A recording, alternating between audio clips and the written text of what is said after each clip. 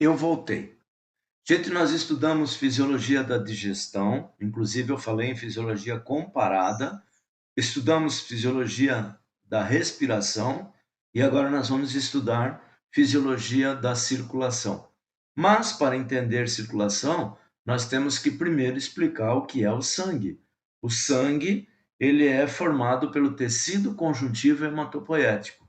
Ele é responsável pela remoção e pela formação dos elementos do sangue. Nós renovamos o nosso sangue a cada 90 a 120 dias. Aí você vai dizer assim, Manco, o que é tecido conjuntivo? Tecido conjuntivo, gente, é todo tecido que se caracteriza por ter muito material intercelular. Nós temos o tecido conjuntivo ósseo, tecido conjuntivo cartilaginoso, tecido conjuntivo propriamente dito, tecido conjuntivo adiposo e esse aí que é o tecido hematopoético, certo? Então, nós temos que entender o seguinte: para completar tudo, nós teremos mais aula, onde eu falarei do coração e dos vasos sanguíneos. Tocarei no assunto corrente linfática, mas o professor Vila vai dar aula para vocês sobre o sistema imune, onde ele vai falar da linfa, de gânglio linfático, de nódulo linfático, de anticorpo, de células de defesa, e eu darei aula sobre as viroses, ok? Antes, eu sempre prefiro explicar primeiro o sistema circulatório para depois explicar o sistema excretor. Onde é formado o nosso sangue? O nosso sangue, gente, é formado no interior dos ossos esponjosos. Onde é que nós temos ossos esponjosos? Os ossos chatos, como o externo, as costelas, o frontal, os parietais, o occipital, os ossos ilíacos da bacia, eles por dentro, eles são cheios de buraquinhos, nós chamamos de osso esponjoso. E se você pegar os ossos longos, como o fêmur, a tíbia, a fíbula, o rádio, a ulna, o húmero, próximo da extremidade, nós encontramos osso esponjoso, certo? Lembrando que todo osso oco, ele longo, é oco por dentro. E lá você encontra a medula óssea amarela, que é gordura dentro do osso. Estou falando próximo às extremidades ósseas. Lá o nosso sangue é formado, dentro dos nossos ossos, tá? Então vocês têm que tomar cuidado com o que é medula óssea amarela, certo? Que se situa na diáfise dos ossos longos. Diáfise é a parte do osso que está entre as extremidades, e a medula óssea vermelha, que está localizada então no interior do osso esponjoso. Lá nós formamos os eritrócitos, que são as hemácias, os glóbulos vermelhos, nós formamos os leucócitos, que a gente chama de glóbulo branco, e lá nós temos os megacariócitos. Cito é célula, cário é núcleo, mega é grande, onde formam-se as plaquetas que não são células. Ok, gente? Eu queria só começar falando sobre o câncer de medula óssea, que a gente chama de leucemia. A consequência é no sangue. A medula óssea, gente, ela tem as células tronco do nosso sangue. E às vezes essas células, não importa a idade, pode acontecer com criança, pode acontecer com adolescente, com adulto, com velhinho, essas células sofrem mutações e elas passam a produzir uma grande quantidade de glóbulos brancos neoplásicos, ou seja, eles estão alterados na forma, na função, no tamanho e no tempo de vida, invadindo tudo, se multiplicando muito rapidamente, caindo na corrente sanguínea, migrando para órgãos, não deixando o indivíduo formar glóbulo vermelho, não deixando formar plaqueta, e aí vem as consequências da leucemia. Tudo que está no sangue é emia. Leucemia quer dizer sangue branco. É um excesso de glóbulo branco na corrente sanguínea que pode matar o indivíduo. Tem duas saídas. Uma delas é um tratamento quimioterápico, agressivo, mas é uma forma de tentar matar essas células. E a outra é o que você está vendo, o transplante de medula, ou seja, matar a medula defeituosa do indivíduo com drogas e introduzir na corrente sanguínea desse indivíduo células boas. O problema é achar um doador. Então, eu vou pegar essa brecha para explicar para vocês os passos para a doação de medula. Primeiro, tem um cadastro pessoal. Se faz a coleta de sangue, não muito, 10 ml, e se faz a tipagem de um cromossomo de um gene chamado HLA, que quer dizer antígeno leucocitário humano. Esse gene está no cromossomo 6, e se ele for igual ao teu, você é compatível para doar. Quem doa, eles tiram um pouquinho da medula óssea, reparem nas fotos, ela aparentemente é igual ao sangue, mas lá estão as células tronco, as células mãe do sangue. Quem retirou é dado uma anestesia geral, obviamente, porque o osso dói. O doador, em 15 dias, repõe o que foi retirado e o receptor recebe na corrente sanguínea essas células, que elas sabem certinho para onde ir, preencher o espaço existente no osso esponjoso. Se não houver rejeição, está curada a leucemia. Tudo bem, gente? Tranquilo? Então, só para explicar o que é isso aí. O problema é você encontrar um indivíduo que seja compatível. É uma chance em 1 milhão. Então, aquele HLA é o nome do gene que tem que ser igualzinho de uma pessoa e de outra para não haver problemas. Ok? Nós vamos falar depois sobre essa máquina e o coração, mas aí é na próxima aula. Então, vamos falar aqui sobre as características do sangue. Uma pessoa entre 60 e 70 quilos deve ter mais ou menos 7 a 8% da massa corporal de sangue. Tudo que é sangue tem a palavra hemo, hemocentro, hemograma, hemodiálise. O médico que trata de sangue é o hematologista. E tudo que está no sangue é hemia, glicemia, glicose no sangue, colesterolemia, anemia, leucemia, certo? As células sanguíneas são células lábeis. Olha o tempo de renovação, 3 a 4 meses. Células lábeis são células que sempre estão se multiplicando. O nosso sangue, gente, ele pode ser dividido em duas partes. 55% do sangue, mais ou menos, é a parte líquida do sangue. Nós chamamos de plasma.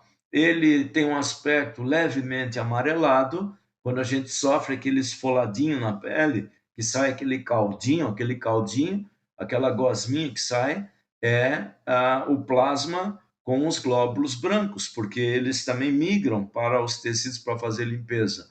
Esse conjunto plasma, glóbulo branco, vocês já viram quando sofre uma queimadurazinha, um esfolado, um calo, a gente chama de linfa, né? Então, o plasma é a parte líquida do sangue, tá?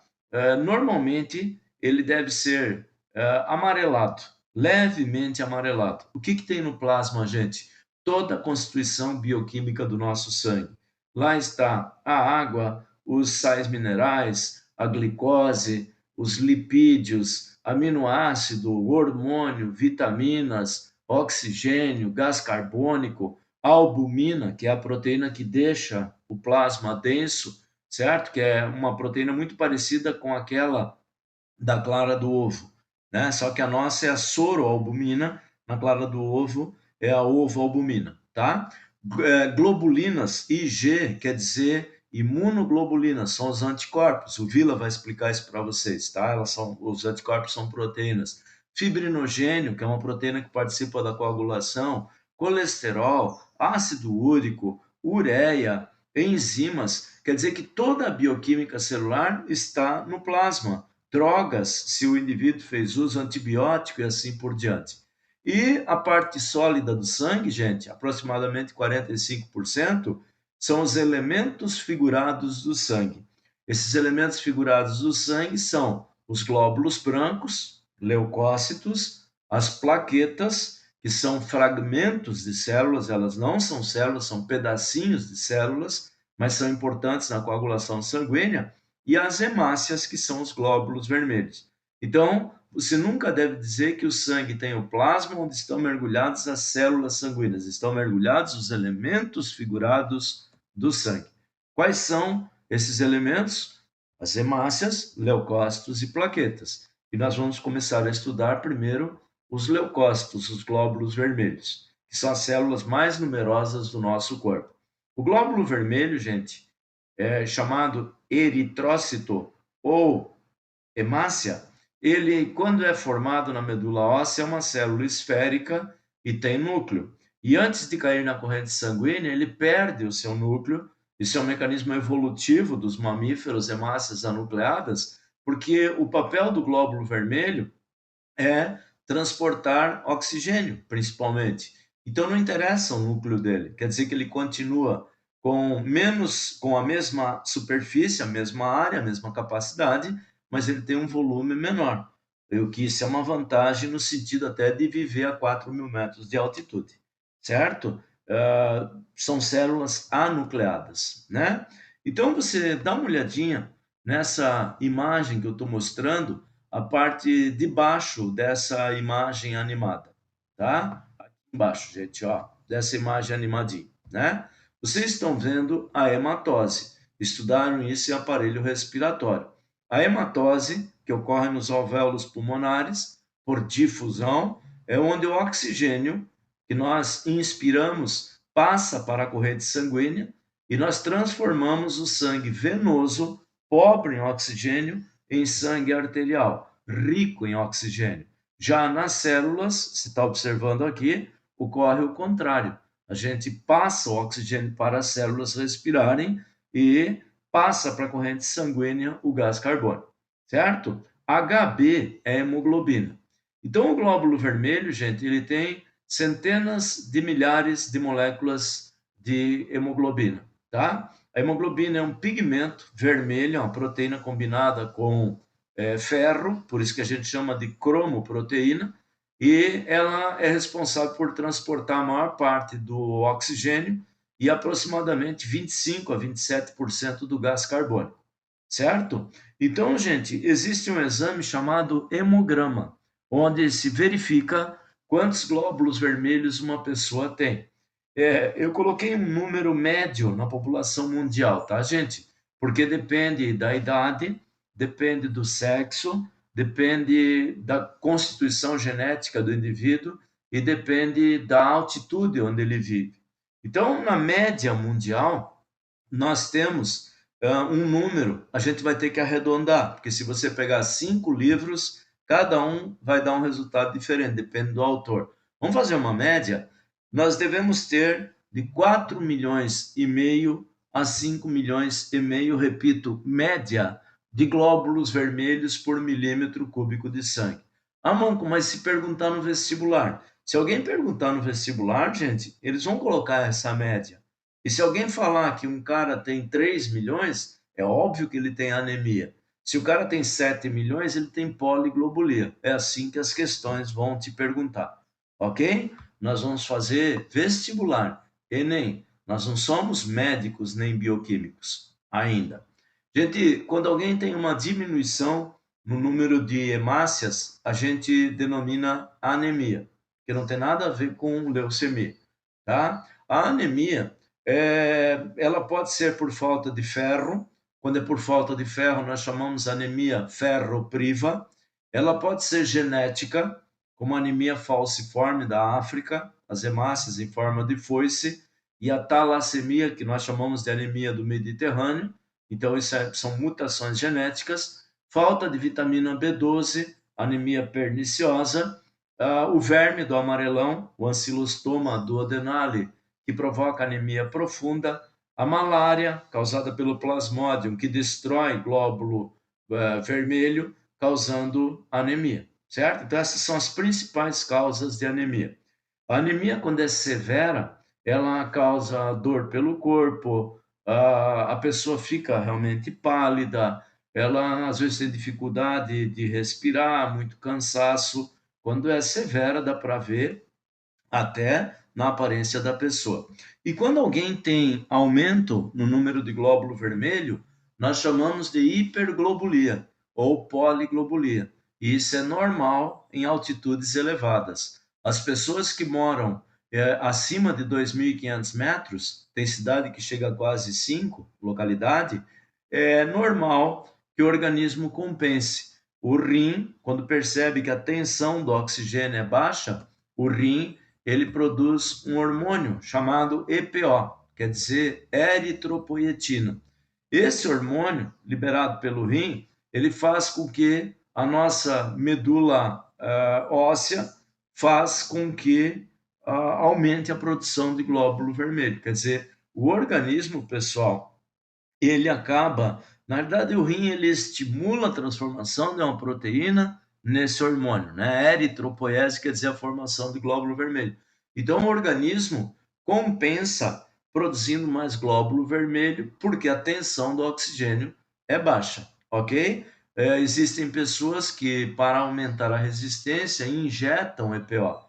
Isso é muito ruim. Isso é chamado doping biológico, ok? Só para explicar por que aumenta o número de glóbulo vermelho.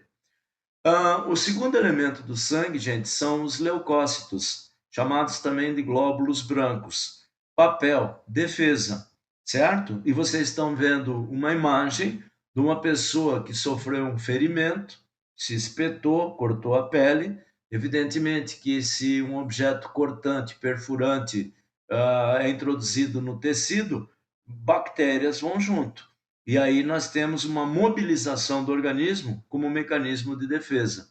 Você agride o tecido conjuntivo, que é o tecido que está abaixo do epitélio, e há uma liberação de uma substância chamada histamina, por uma célula chamada mastócito, que é do tecido conjuntivo. A histamina provoca vasodilatação, o tecido fica inchado, a gente chama edema, porque sai muita linfa que encharca o tecido. Como os vasos dilataram, há a vermelhidão, o rubor, certo? Como pressiona terminais nervosos e eles também foram agressivos, provoca a dor. Nós chamamos isso de reação inflamatória. E os glóbulos brancos, eles são capazes de migrar para o tecido para dar combate a essas bactérias. Essa migração dos glóbulos brancos para fora da corrente sanguínea, junto com o plasma, que a gente chama isso de linfa, esse conjunto que faz parte da defesa, nós chamamos de apedese. E se esses glóbulos brancos combatem as bactérias e ganham a batalha, nós curamos a infecção. Se eles não ganham a batalha, eles morrem e formam o pus, glóbulo branco morto. Continua inflamado, continua quente, continua vermelho, continua dolorido, nós vamos ter que auxiliá-los tomando ou passando antibiótico. Beleza? Então, glóbulo branco, gente, não é uma coisa só. Glóbulo branco são vários tipos de célula e quando nós temos uma infecção, nós aumentamos a produção de glóbulo branco para combater essa infecção. A gente chama de leucocitose. Você está vendo na imagem animada um glóbulo branco perseguindo uma bactéria na corrente sanguínea, certo? E a diminuição no número de glóbulos brancos nós chamamos de leucopenia, que leucopenia quer dizer que a pessoa tem baixa imunidade. Claro, está perdendo célula de defesa, certo? Eu falei há pouco, no começo da aula, o que é leucemia. É um aumento exagerado na taxa de glóbulos brancos na corrente sanguínea, que acaba se espalhando pelas células, pelos tecidos, causando danos ao organismo. Leucemia é um câncer de sangue. Hemia é sangue, leuco é branco. Certo? Então, gente, também existe uma média de glóbulo branco. Mais ou menos 4 a 5 mil, até 11, 12 mil glóbulos brancos por milímetro cúbico de sangue. Os glóbulos brancos, pessoal, eles são de 5 tipos: os linfócitos, os neutrófilos, os eosinófilos, os basófilos e os monócitos. Então, o bioquímico, ele pega uma gota de sangue no laboratório, faz um esfregaço, joga um corante e com esse corante ele vai no microscópio percorrer a lâmina e num aparelhinho ele vai digitando quantos glóbulos brancos de cada tipo ele está vendo. Ele digita no aparelho até chegar em 100 células e aí ele tem um percentual e o médico vai ler o percentual de glóbulo branco e mais ou menos tem uma pista do que o indivíduo tem. Vou te citar um exemplo. Vestibular, Enem, glóbulo branco, defesa. Mas eu vou te mostrar que tipo de defesa tem, tá? Linfócitos, basófilos, neutrófilos, eosinófilos e monócitos. Olha aqui, ó. Os linfócitos. Os linfócitos, pessoal, é mais ou menos 30 a 35% de todos os glóbulos brancos que nós temos. Não precisa decorar aquele número ali, tá? Só para você ter uma ideia, né? Eles são células arredondadas. O linfócito, ele amadurece, ele é produzido pela medula óssea e eles migram para o timo, que é uma glândula pequenininha que vai desaparecendo com a idade, fica aqui atrás do osso externo, onde eles amadurecem. Daí o nome linfócito T. A propósito, o linfócito T é o glóbulo branco atacado pelo vírus da AIDS, certo? Então, esses linfócitos T, eles têm a função de quando você tem o organismo atacado por um antígeno, por um agente estranho, por exemplo, um vírus, são eles que vão dar o aviso para um outro tipo de linfócito, chamado linfócito B. O Vila vai explicar esses detalhes para vocês, sistema imune, que migram para a corrente sanguínea e mudam de nome, mudam e passam a se chamar de plasmócitos, que são as células que vão produzir os anticorpos. Então, quem tem AIDS, e se o vírus da AIDS mata essa célula, você perde a imunidade. Você não consegue mais identificar os agentes agressores, certo? Os monócitos, cerca de 2 a 5% dos glóbulos brancos que nós temos, são os maiores leucócitos. Eles, quando estão maduros, eles migram para o tecido conjuntivo propriamente dito, que é o tecido que forra o nosso corpo por dentro, que preenche espaço, e mudam de nome, passam a se chamar macrófagos e passam a fiscalizar os nossos tecidos e capturar células mortas, bactérias, são células que ficam andando fazendo a nossa defesa, tá? Também no tecido ósseo, eles são responsáveis pela reabsorção do tecido ósseo, porque o nosso tecido ósseo sempre se renova. Os basófilos é cerca de 0,5%, no máximo 1%. Eles são células que liberam histamina, que é essa substância que vasodilata e que provoca alergia, provoca aquela vermelhidão nos tecidos, e esse glóbulo branco, ele também pode migrar para a corrente sanguínea, para os tecidos, e lá eles passam a ser chamados de mastócitos, que provocam a liberação de histamina, repito, é um vasodilatador, alergia, e heparina, que é um anticoagulante. Heparina é a substância que não deixa o sangue coagular. Os neutrófilos, gente, eles são os mais numerosos dos glóbulos brancos. De cada 11 mil, quase 7 mil são neutrófilos, tá? Eles têm um núcleo lobado, dividido em lobos, e eles são muito eficientes fagocitando bactérias. Nas infecções bacterianas, aumenta muito a quantidade de neutrófilo. Já a quantidade de linfócito aumenta quando você tem uma virose, quando tem um câncer. Tá? Por isso que o médico tem uma pista do que está acontecendo. E os eosinófilos, 2 a 4% aproximadamente, eles combatem agentes de grande tamanho. Quem tem verminose aumenta o número de eosinófilos, quem tem malária aumenta, são células de defesa também. Essas células eosinófilos liberam toxinas sobre os agentes agressores de grande tamanho. Beleza? Então você entendeu que glóbulo branco não fica só na corrente sanguínea. Eles são capazes de migrar para tecidos e fazerem a fiscalização, são os soldadinhos do nosso organismo, certo? Aumentou infecção, tá? Terminando, as plaquetas. As plaquetas, pessoal, também chamadas de trombócitos, elas são fragmentos de células.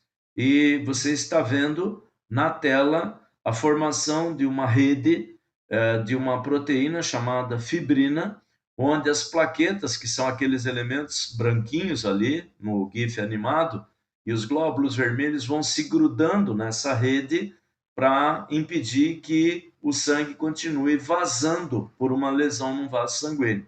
Nós chamamos isso de coagulação sanguínea.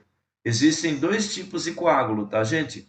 O coágulo que é bom, quando você rompe um vaso no lugar onde o cano arrebentou, tem que formar um coágulo, uma rolha, para não deixar mais o sangue passar. E o coágulo ruim é aquele que se forma na corrente sanguínea, que a gente chama de trombo, que quando ele entupir um vaso, ele vai dar uma trombose, o sangue não passa e o tecido vai morrer por isquemia. Isquemia é falta de sangue no tecido. Pode ser trombose cerebral, na perna e assim por diante. Tá? Para você saber qual é o tempo normal de coagulação sanguínea, isso é feito antes de cirurgias que envolvam sangramento, eles fazem um arranhãozinho no dedo ou na orelha e eles cronometram quanto tempo fica sangrando. Quando parou de sangrar é porque formou o coágulo. E esse tempo, no arranhãozinho, deve ser de 2 a 5 minutos. Sangrar menos de 2 minutos, o teu sangue está coagulando muito rápido. Sangrar mais que 5 minutos, o teu sangue está com problema, ele não está coagulando.